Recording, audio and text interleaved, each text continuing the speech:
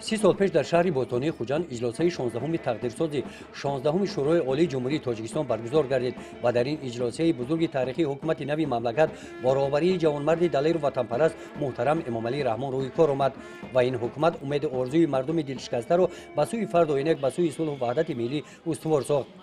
این صحنه فرخنده در حیات مردم تاجیک واقعا سرنوشت‌ساز در ناحیه به نام میر سید علی حمدانی با افتخار وطنداری و شکرانه از فضای تنج و آسوده کشور محبوبمان تاجیکستان عزیز جشن گرفته شد.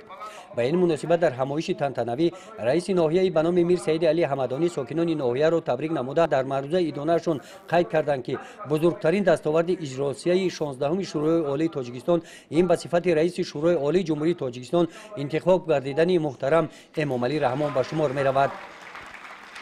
مردم صلح‌پرور و خیرتمند تاجیکستان خدمت‌های بزرگ و شایسته پیشوای ملت محترم امامعلی رحمان را با اخلاص زیاد با مهر و محبت تاجیکانه قدر کرده از دل و جان پاس می‌دارند. هر یک فردی کشور صاحب استقلالمان نباید فراموش سازد که محض با شرافت اجلاسیه 16 شورای عالی تاجیکستان و خدمت‌های صادقانه و شبانه روزی فرزانه ملت قهرمان تاجیکستان محترم امامعلی رحمان در کشور ما صلح و وحدت پایدار گشت. سپس در قسمت فرهنگی چاره‌بینی هنرمندان فیلارمونیای مردمی به نام آدینه هاشیموف برنامه ادانه کنسرتی ترنمگر دستاوردهای دوران صاحب استقلالی کشور را منظور اشتراکچیان چاره‌بینی گردانیدند.